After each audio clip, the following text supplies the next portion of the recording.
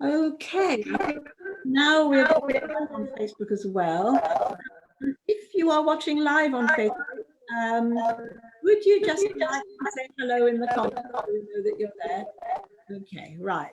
Now, we've got a bit of an echo going on, so possibly you may need to experiment with turning off mics for a minute. Would you mind turning it off? And see if you're the camera. Turn what off, sorry. Right. Something we're going back on ourselves, aren't we? Well, don't go altogether. Yes, I can't turn myself off, unfortunately, else it would be a bit pointless doing it, wouldn't it? It's just all. So I've got 2 more people to admit. What I'm going to do, just wait long enough for everybody to arrive before getting started. Hello. Yes, hello. Well, we've got a good attendance this time. We usually, when we have, say we have 20 people say they're coming, usually only about 5 arrive. So actually this is good. It's obviously something people are really bothered about. Unfortunately, I have no quick fix for it, as obviously you realize. Every dog's different, and we'll look at all the different combinations of separation problems that you can get, because at least it'll give you a start of what to do. Okay, so what I'm going to do is, first of all, just give a little rundown of what separation anxiety really is, okay, and what it isn't. So we'll look at that first, and also some of the myths that are around it, where we make these things worse for ourselves without realizing it, because we think we're doing the right thing. One example of that is leaving the puppy to cry all night, thinking that that's going to sort of cure it, but actually it's going to make it much worse and sort of insecure. So that's the sort of thing. So we'll look at the general things and the myths, and then what I have now is then I'm going to ask you some questions. I'm going to narrow it down and see if in your own particular cases we can narrow down just what it is with your particular dog, because there are several options that it can be, and sometimes it's a mix of options. And so people who are watching live, if you're watching live, I suggest you get a pencil or pen or whatever, or your phone, and just write the answers when we get to those questions. Okay, so we've got Maya, Steph and Julie. We can't see you. Do you want us to see you? Okay, right. So I think we'll make a start. The first thing about this is people talk of separation anxiety. And can you, by the way, can you all hear me? Just thumbs up or something. Okay, brilliant, thank you.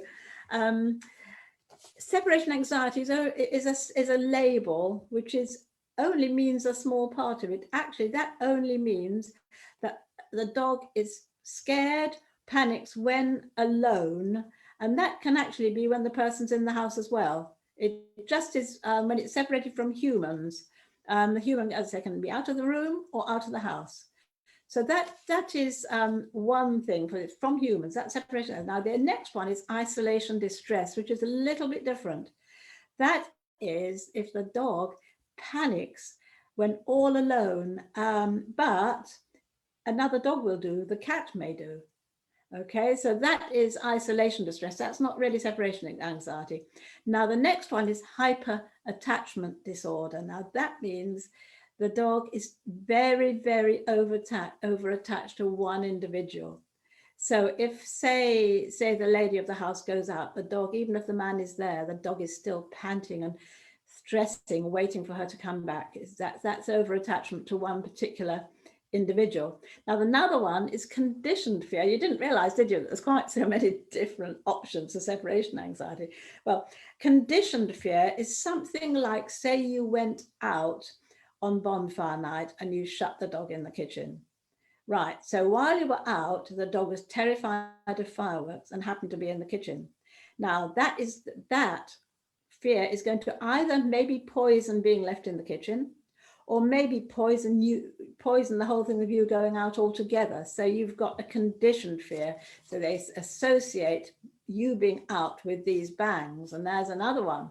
Okay, now another very common one, which people think is separation is when the dog thinks he's missing out on something. So there you are in the house, it's like at lockdown as usual, people are working in the house and they've got their puppy, and so they need to get on with their phone calls, their whatever they do, and they put the puppy away in the kitchen. So now puppy knows you're there, puppy can hear you, the dog can hear you, but it's just scared, or not scared at all really, just knows he's missing out on the action. So there again, that isn't exactly separation anxiety, that is really just missing out. And some people call it barrier frustration. They might be behind a gate or on a barrier, so that again is frustration, not being able to get to the person and have the fun. Okay, now of course another one which can happen is boredom. Perhaps the dog is simply bored, and the only way you'll ever find out is if you get a camera, you film it and you have a good look, and then probably get somebody like me to look through it with you and help you decide which it is. And it could be a mixture, couldn't it? It could be a mixture of several things. And the last one which I add to this list, and that's from personal experience, is claustrophobia. Now, to be honest, if I was locked in a crate at any time, I would totally panic. I locked myself in my toilet. I've got a very old house and we have a very small room, and it even makes me find difficult breathing when I even remember it and tell you about it. It's a small room and we have an old house, and I shut the door and the handle came off the door and the whole fitting went, and I could not get out. There was nobody else in the house, only the dogs, and they were no good. And I was in a total panic. There's no windows in this room, nothing. It's a very small room. In the end, I really went frantic kicking the door, and I eventually managed to kick a panel out of it. But I was in an absolute panic to get out of this room. Now, I'm sure some dogs must, when they're shut in a small crate, must feel claustrophobia. So we need to really look at what the whole thing's about. Okay, so, all the dogs, your dogs, are going to have different triggers. They're going to be different things that set them off, and it might be a mixture, mightn't it? Lockdown obviously has opened a whole new can of worms, because now dogs that were really happy, and this might be the case with your dogs, really happy before lockdown, now because you've been at home all the time, you try to go out and you can't. So that that's quite a possible one. So what I'm going to do now is, first of all, I'm just going to tell you a few of the myths around separation, and then what I'm going to do is ask you some questions. All right, I mean, you can jot down the answers or just tell me the answers. We'll do it one at a time, anybody who'd like to answer these things. Okay, but first of all, let's look at these myths. The first one is that people think they must tire the dog out before they leave. Okay, now if they tire the dog, they really want to be leaving when the dog is peaceful. Now if you do your best to tire your dog out, it could well be very high wired, especially if it's a question of repetitive ball play or anything which has been really over energetic. Okay, the body might be tired, but the brain won't be. So that is very likely to over arouse it. Now that's myth number one. Myth number two is don't let your dog sleep in your room, because that will cause the dog to have separation problems. Well, if the dog is already in a panic at being left, then you need to be building up the dog's confidence, or the puppy's confidence. And you always have to start at a place where it's working and then work your way out. So you start at a place and a way that the dog is happy. And then once the dog is happy and secure and not getting suspicious all the time, it's going to be left, then bit at a time, you work your way out from that. So if you don't want a dog sleeping with you, sleeping in your room or anything, that's a different matter. But if you're doing it solely because you think it's going to make the dog independent, it will have the very opposite effect. Right, the next thing is, okay, if you go out and you leave Kongs full of food and lots of exciting toys, if this dog really has real separation issues, isn't just bored, they're not going to touch those until you get home. So that's the next one, is which a lot of people do is to totally ignore the dog when they come home. Right, now it is totally unnatural, isn't it? If you have two dogs, if you had two dogs and took one out and they reunited, they'd have a quick sniff of each other. They wouldn't totally ignore each other. So I would say that you would never absolutely ignore. But the other end of things is just as bad, probably worse, is having a wild welcome. Because then what you're doing is, thank God I'm home, thank God I'm home, you know, you're all right now, and there was a danger. Or it might be that when you're out, they're just waiting for this party when you get back. So it's good not to have too much emotion into coming home, but to totally ignore it really isn't really natural. It's very difficult, isn't it? Okay, and the other last one is when you leave the dog either anywhere and you think, well, if I ignore him or her for long enough, he'll stop. Well, he might, but he won't stop happy. He'll stop miserable and actually can do psychological damage. You can imagine if that was a child, just allowed to scream and cry for ages until he was exhausted. I don't think it's a good thing. Right, okay, so are you ready? Now what I'm going to do is I'm going to ask you some questions. I'll tell you what they're going to be first, and then we'll see who'd like to volunteer with their answer, okay? So the first thing, my question is going to be, and at home you can do this as well. I'm not at home, what am I talking about? On Facebook. The first question is going to be, how do you know that your dog is suffering from some separation problem? How is it you know? Okay, that's the first question. You know, what happens? The second one is, has your dog always suffered from separation issues from when you first got it? Or is it something that's developed more recently, especially during lockdown? That's the second one. The second one is, do you think your dog has separation anxiety, which means, remember, that means being separated from you, whether you're indoors or outdoors, but gets very anxious. That's the next one. The next one is, do you think your dog has isolation distress, which is, will anybody or anything do as long as it's not alone? Okay. The next one is, would your dog have hyperattachment disorder? Meaning, do you think your dog is over attached to you, one person? So that that's and another one. What about the conditioned fear, where something has happened and the dog associates you being out with something which has happened? Maybe, I don't know, maybe the burglar alarm went off or something happened which actually terrified the dog, and so now it's making associations with you being out with something frightening. You might actually not even know. The next is missing out. Is your dog a dog that just cries when the dog knows you're there because it's missing out on being with you on the action? Okay. And there's claustrophobia maybe.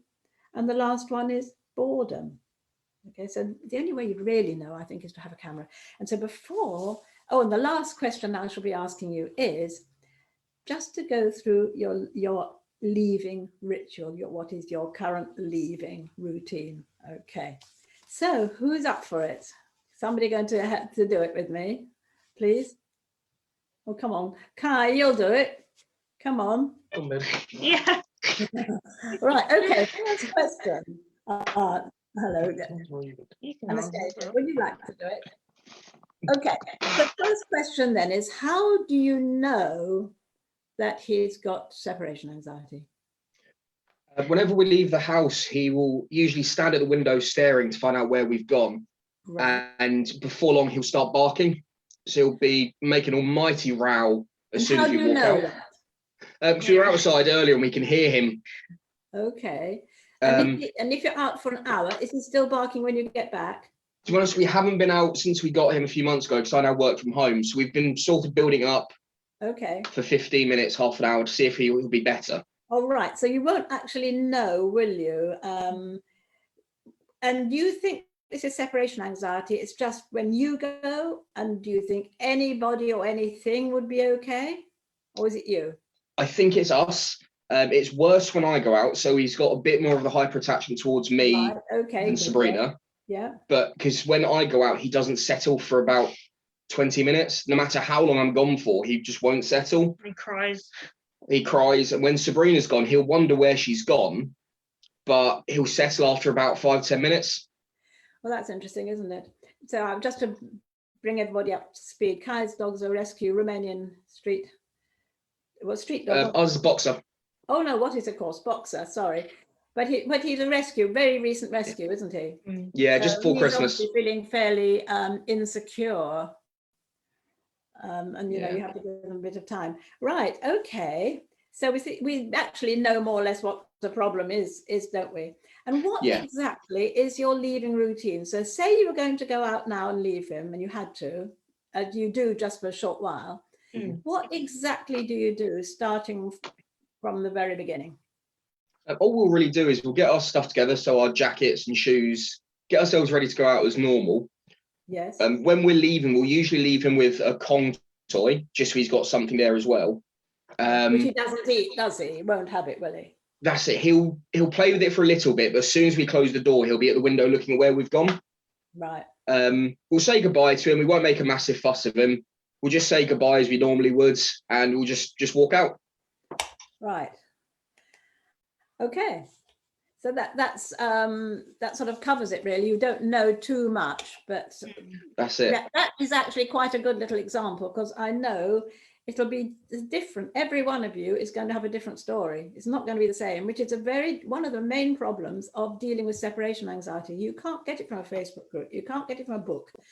You just can't, because it's so individual to you, and each thing needs such picking apart really into small bits so that you can do it. Right, I'm going to pick on Sarah now.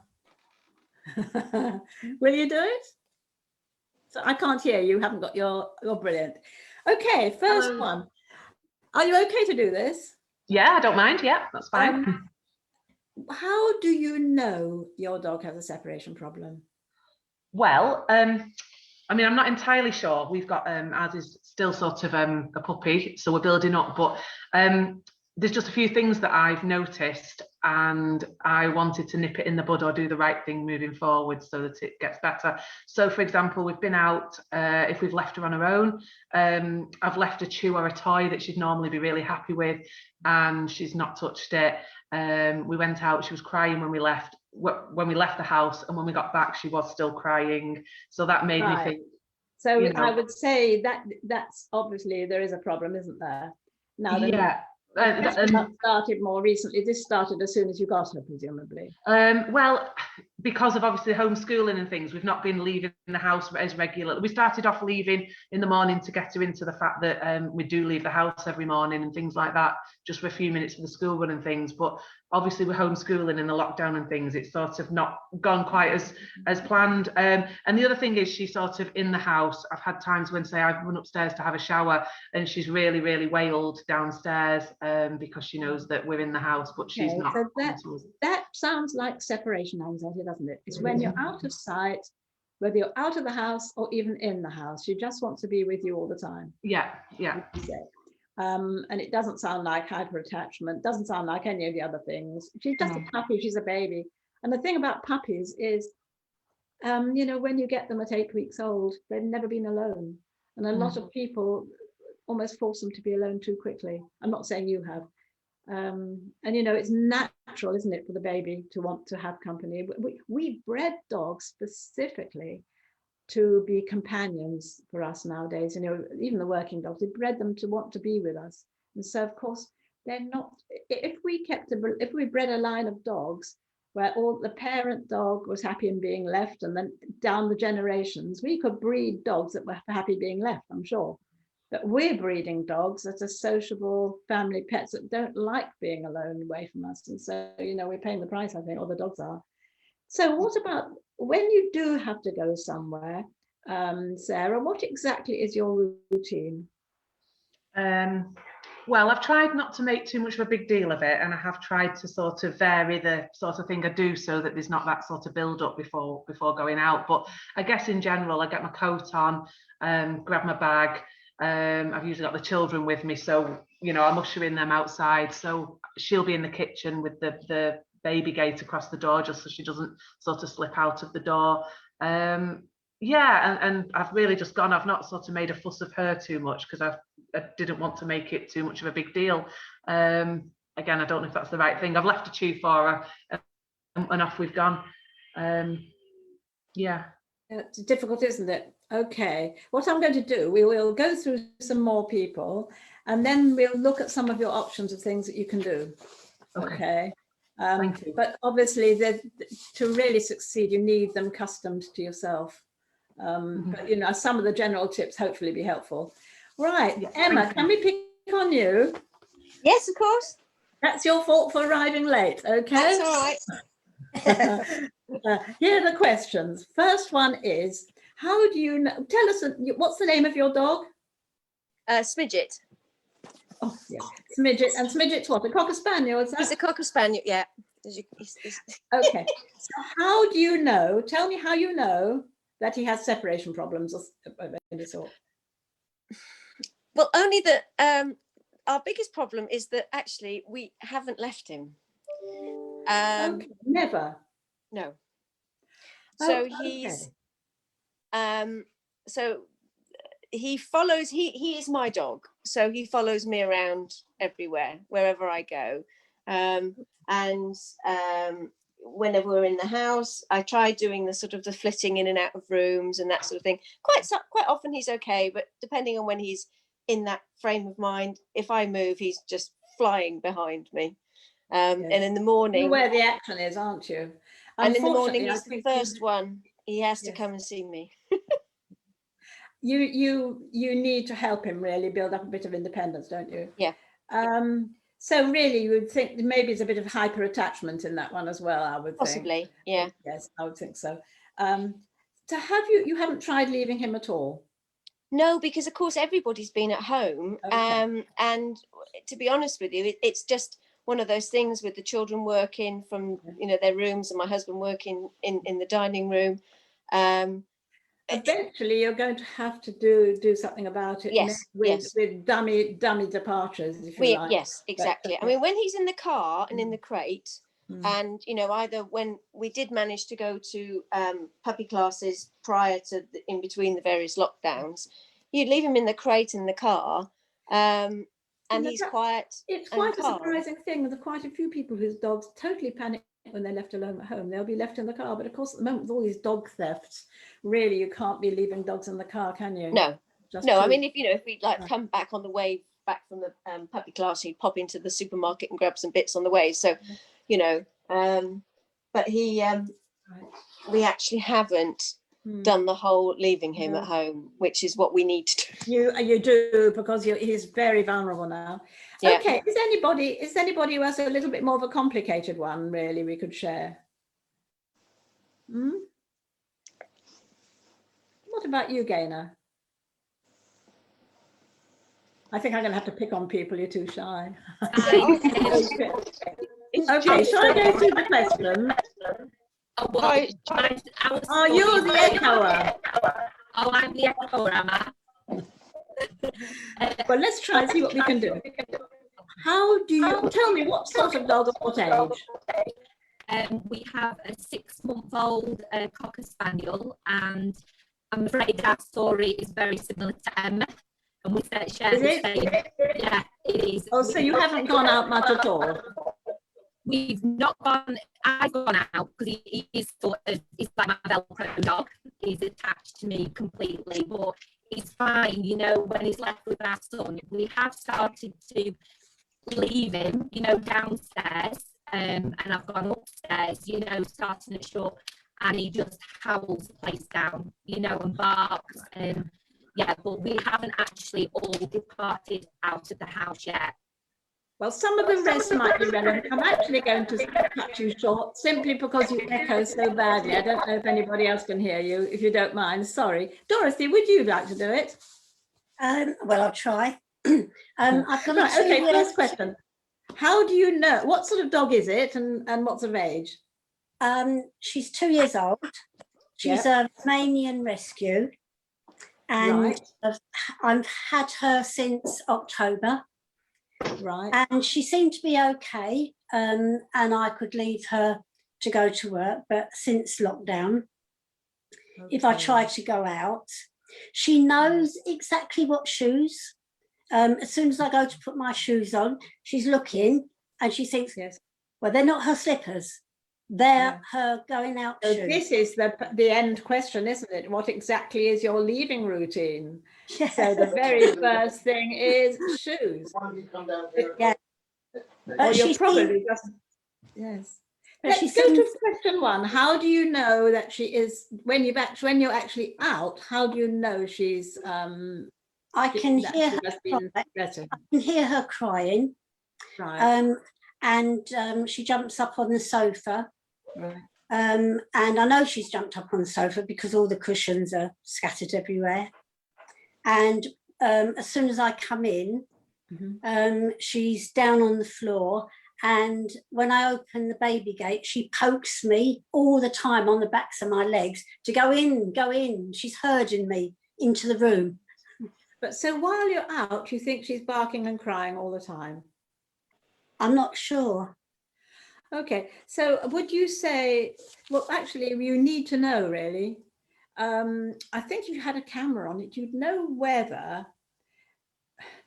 she settles when you're gone, or whether she, once she hears you coming back, she starts again. Yes.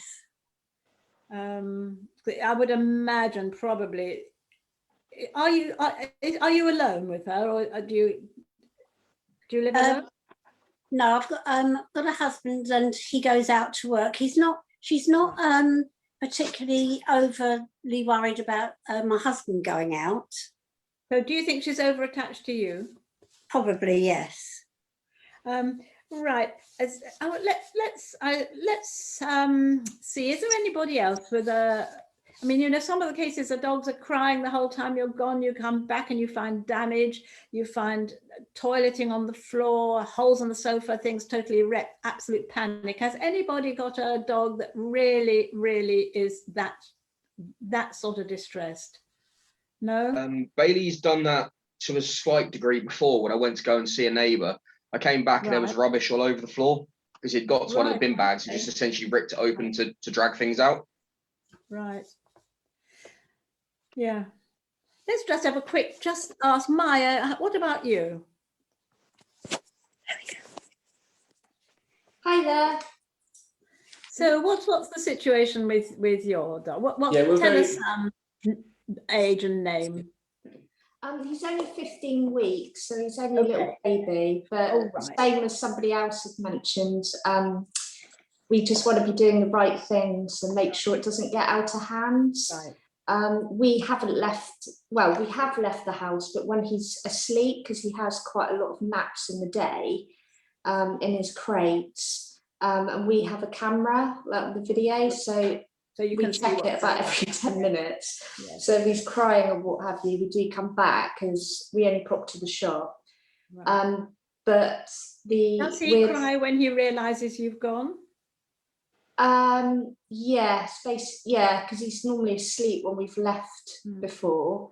But the worst thing that we're worried about, because obviously we haven't really built that up yet, is we've started doing is it bore is door or door is bore? And flitting in between. Yes. So we've been building that up from like 30 seconds to, I think the furthest I've got so far is 5 minutes. But sometimes within 30 seconds, he's throwing himself at the door and scratching, barking. My version of the flitting isn't quite that. I'll go through it in the end. Okay. Okay. Yes, I think in a way that's another puppy one, which really some work needs to be put in, I think, for these. I'll do some general tips at the end. Okay. What about you, Julie? I've got a 9-month-old Cocker Spaniel. She's not my first dog, so she's really good at being left in the house. Again, I've worked through lockdown. I have left her for bits of time because I know I've got to do it. What I've noticed is, and I've got a camera, is she loves her crate at night. We'll spend hours in there. If I go out during the day and she's in her crate, she doesn't like it. She cries. And I can leave her out and she sit on the sofa, but then she'll just sit and watch the door. So she's obviously not comfortable at this point. So that's why I've sort of come on just to see what I can do to help her feel comfortable being left. Because I can at least you're doing the right thing, I think, not leaving her in her crate, because at least she's a little bit more comfortable out of it than in it, isn't she? And I do have another dog, but I mean, she's not particularly, she is attached to me, but not particularly, because they both go and stay with my daughter at regular intervals, so that they're not, because I had a dog before that was so attached to me, she wouldn't even go out for a walk with anybody else if I was in the house. So I've sort of learnt my lesson. It's just, yeah, it's just picking up tips really, because well, certainly it's not isolation distress, is it? no, it's just something It's that when you go out, yeah. Like somebody said, I mean, she'll sit, I mean, it's only when she's in the crate, and Yeah. so now I can leave her, she's old enough, but it's just making sure that I don't end up with a really big issue. That's right. I think there's a few basic tips which we'll go through in a minute. Just, like Stacey, did you want to nipping share yours?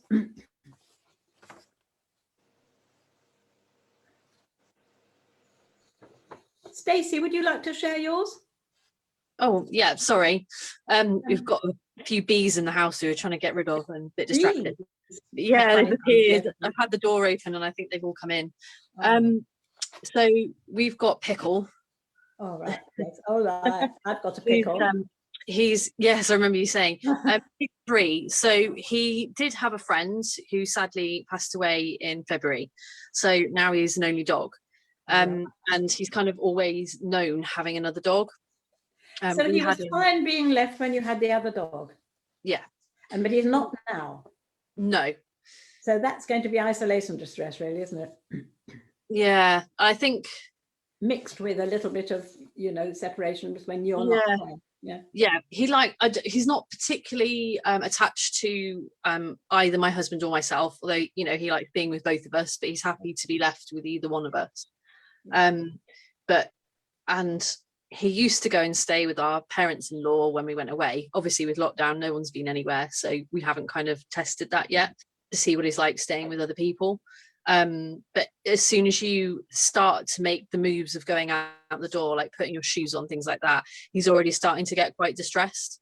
And we have got a shop over the road that we will nip to and then come back just for like a very short visit. And he's either sat on the sofa looking out the window or sat upstairs, if we let him upstairs, on the windowsill looking for us. So he'll start barking, and I think when you go out of sight he stops, but as soon as he sees you again he starts barking again. Right, okay. So the other question, which I'll get to in a minute, which is the one I asked you, is what exactly is your leaving routine now?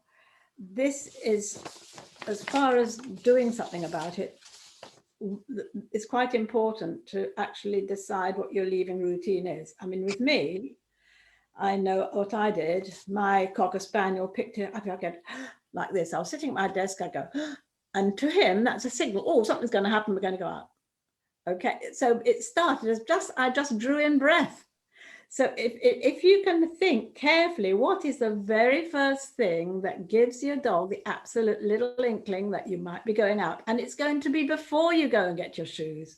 It's going to be, if you start analyzing it over the next few days or when you do it, is to really go to the very first thing that your dog thinks, oh, are you going out?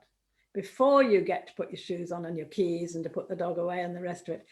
Because I'm afraid separation, if you've got bad separation problems, then it's very slow, you know, but it's a very slow business doing something about it. And you have to break it down into tiny steps. And the other thing is you always need to start at the beginning. It's no good if you drawing in breath and standing up is the first signal that you might be going out. If you start desensitizing him to picking up keys, because that's several steps down the road. So it's like each step needs to be taken separately to begin with, by itself, and not associated with going out at all. So maybe if your thing was always right and standing up. That's exactly what I do, Theo. I've noticed the last few weeks, I must say, right then, because my dogs shoot off the sofa. There you go. Where are we going? And I said to my daughter, what's going on? And she said, because you say, right then.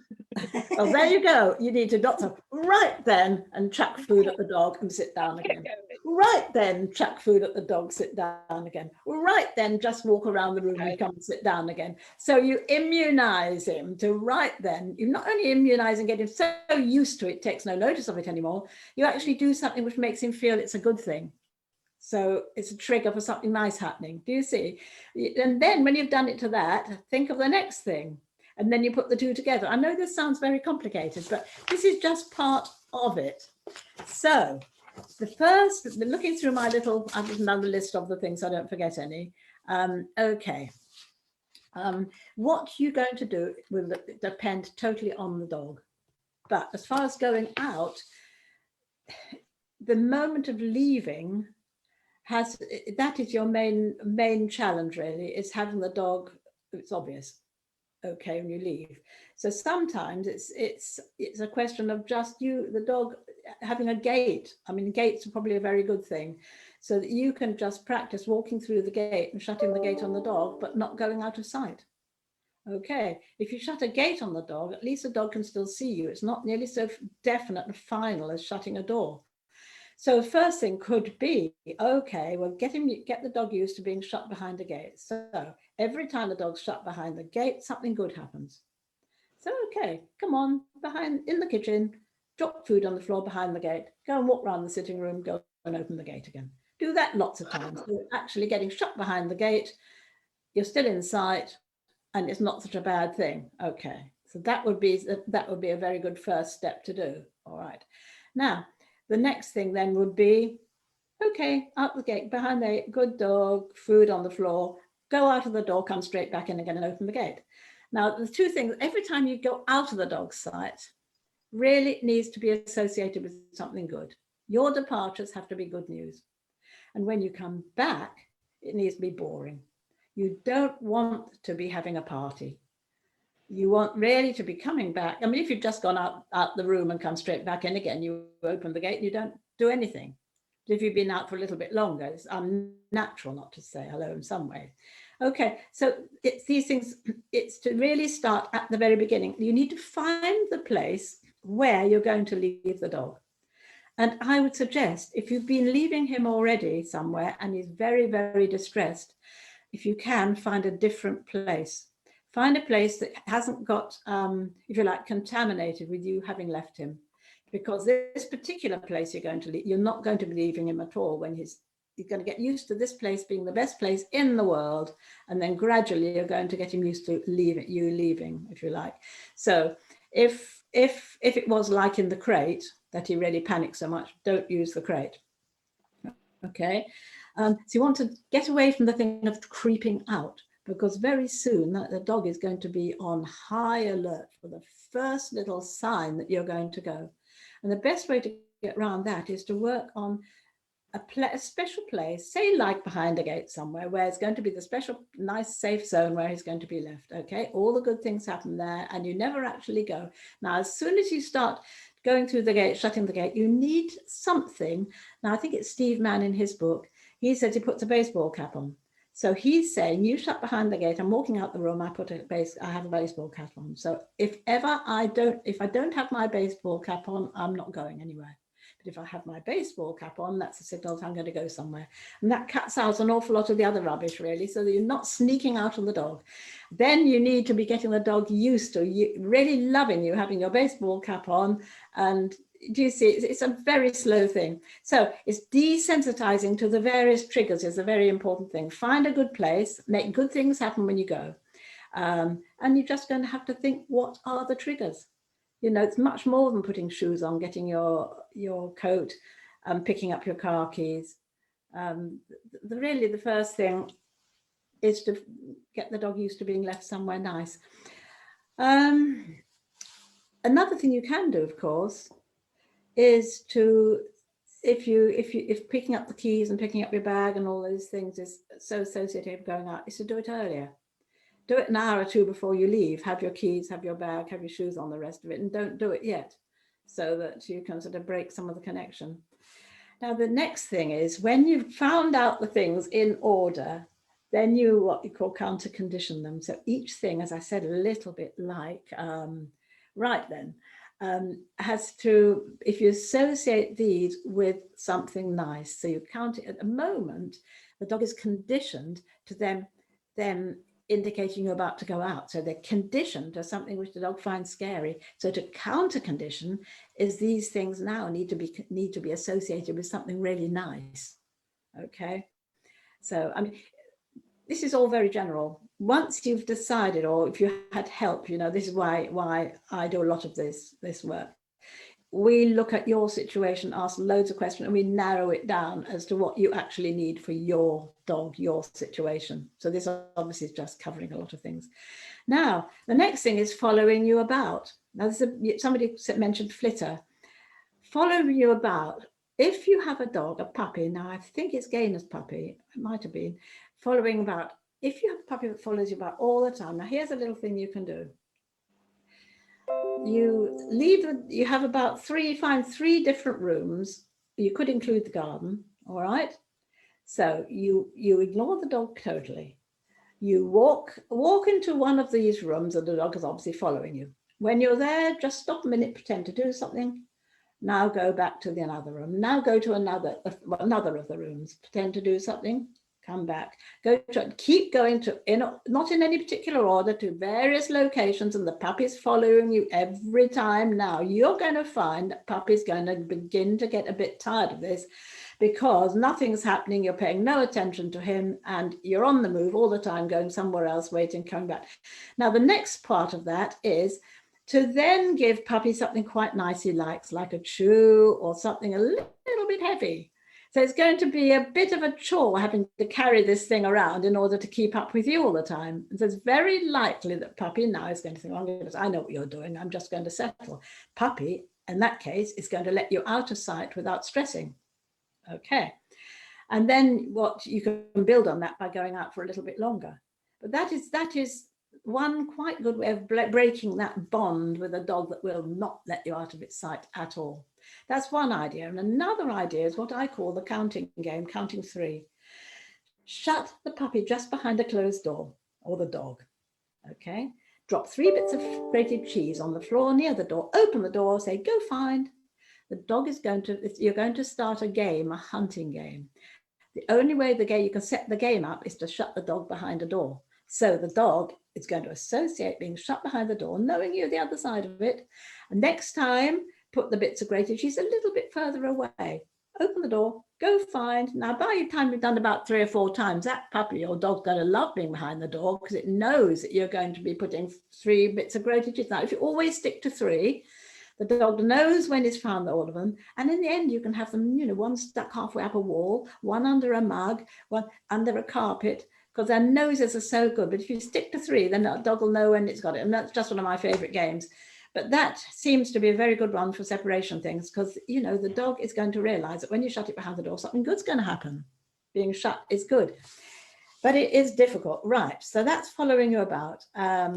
Right. Another thing is make rewarding experiences happen, like the hunting game which I just showed you, away from you. So another thing is go in, if you've got your 2 rooms, go into one of the other rooms, scatter food around the floor, the puppy will be there, the dog will be there watching you do it, walk out of the room and go and sit down.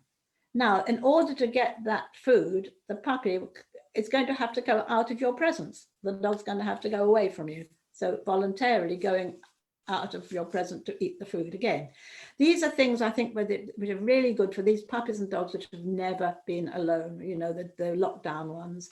I'm not sure it's quite so good for Bailey, but maybe, Kai, does Bailey, and Anastasia, does Bailey let you go out of the room?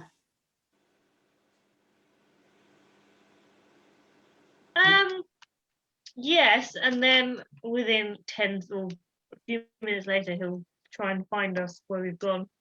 Well, it might be an idea to do some of these things with him as well. Yeah. Like at the minute, he's just sitting outside the office. He's not in here with us, because I've started trying to get him so that he stays outside of the office. But yeah, he's just lying outside the door now. So whenever we go somewhere, he will very shortly after follow us and just lie down somewhere in our vicinity. The door's open, is it? Yeah. That's not bad. I think you can build on that. Right. So the next thing is doing a little bit of formal training, a bit of sit, stay and down stay.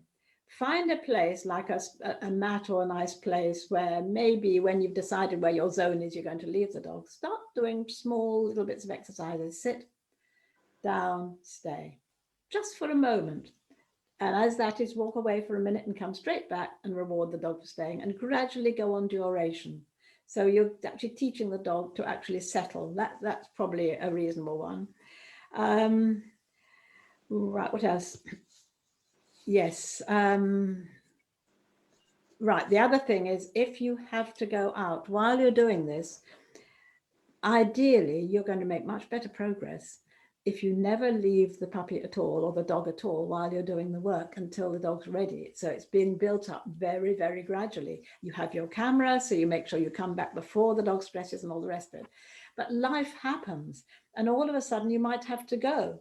Now, you don't want to contaminate or poison your special zone that you've chosen to leave him when you go out. So, and also, you know, all the things associated with going, you may have your cap or some signal.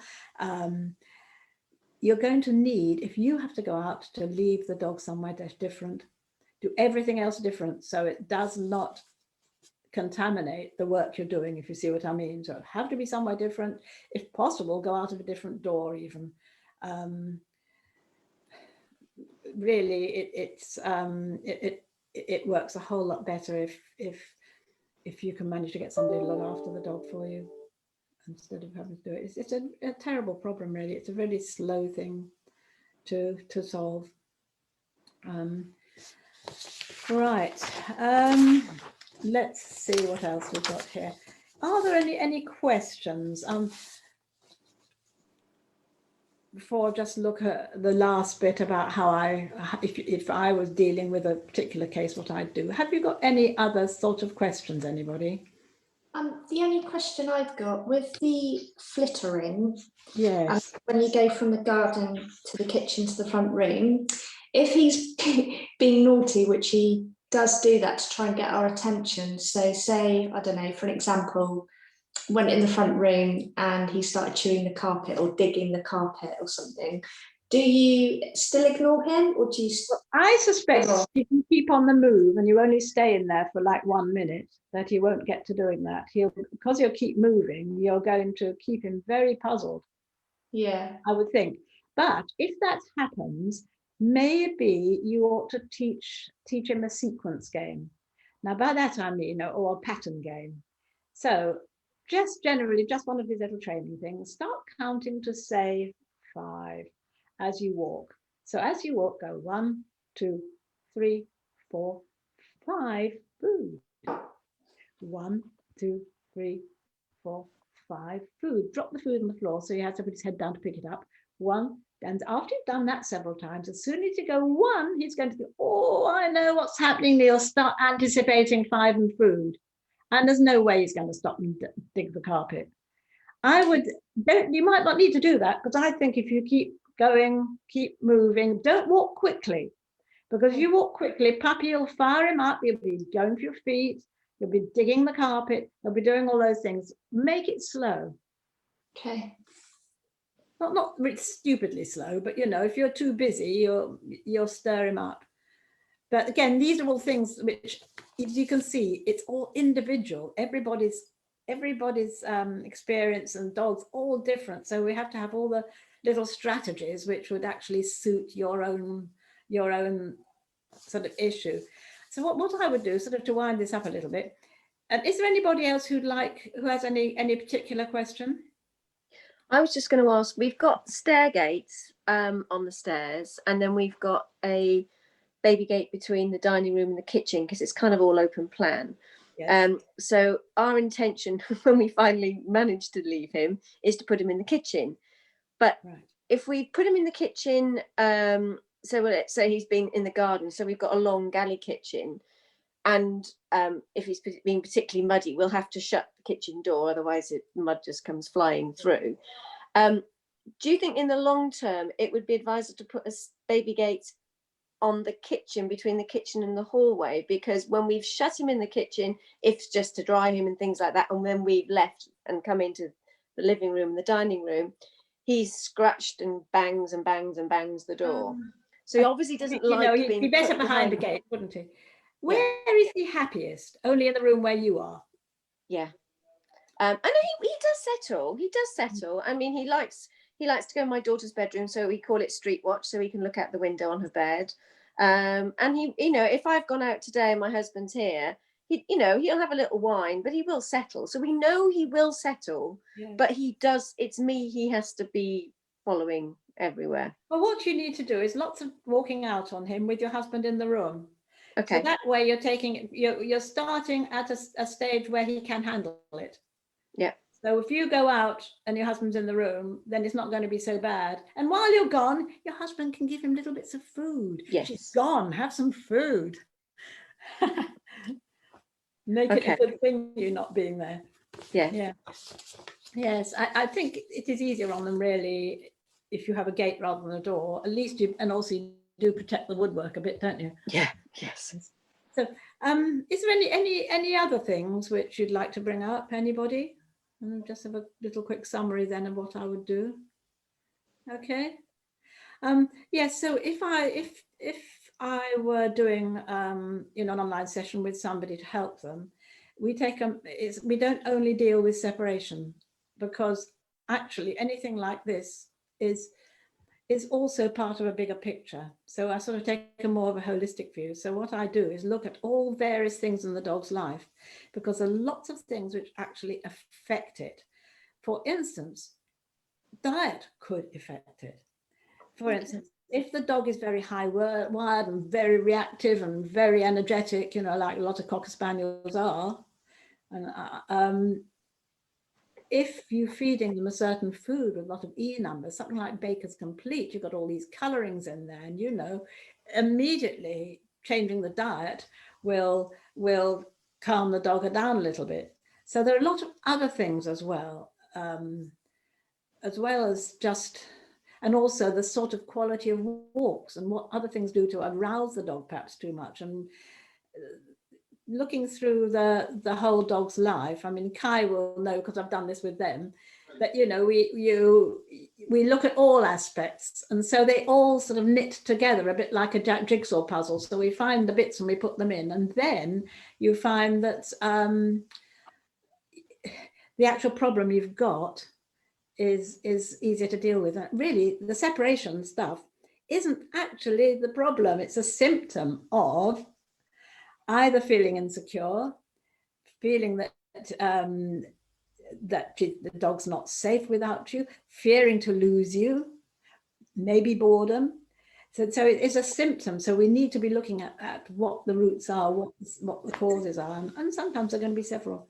So as I say, if you really get stuck with it, I really would suggest that you know, consultation. The whole thing takes time, unfortunately, some money, but you know, in the long run, you should be able to conquer it. I mean, none of the cases here sound to be really extreme, I must say. That's good to know. Okay, so are we okay with that? Is there anything else anybody would like to sort of bring up or suggest or ask or anything? You know, when you've said about when you do leave them, and sort of good treats and what have you, Switch has never been interested in a Kong. I've tried filling it with all sorts of things. I don't think, I don't know whether it's the whole, when he was little, I would stuff it with kibble and then put other little bits and bobs in it. Sometimes I'd freeze it. But he looks at it, he pushes it around, and I think as far as leaving something like a Kong, that is really only to keep the dog busy while you're gone. Yeah. And actually, I would say in your case that you'd rather he was asleep while you're gone. Yeah. What I would say for practicing shutting the dog somewhere, it's only that go into that place because you're going to have a door, gate shut on you. That moment, okay, there needs to be food. Doesn't need to have something to chew away with for ages. I would think that'd be more of a boredom solution. But you know, every time, come on, in the kitchen, gate shut, drop some bits of food on the floor every single time, because then it makes the dog associate being shut behind the gate in the kitchen with something good. So it's more immediate. Okay, I would say, just for the practice. And then, you know, it's like when people shut the dogs in their crate, they say, come on in the crate and give them a little bit of food for going in there. You know, it's the same sort of thing, really. Yeah, I would say maybe if you are out all day, as some people are, you know, then you might leave a Kong and leave a bone. Thing is, you know, I'm not actually very happy about leaving things like that when I go out, you know, just in case. You I hear? know. And he's such a chewer that Yes, just in case. It's of course the one thing about being very, very stressed, the one thing they do is true, because that Yeah. helps to relieve stress. So really, if you left something, it would have to be a very safe thing. yes. Yeah. Okay. Okay. So does that sound okay? Shall I? No, nobody, anything else? Okay, well, thank you all for coming. I think Thank this has been you. a really good turnout. Really good. Thank you very much. Thank And you. see you Thank you. again. I shall go and see what's happening on the live now. Turn it off. Thank you. Bye-bye. All right. very Thanks a much. lot. Bye. Thank you. Bye. Bye. Thank you. Bye.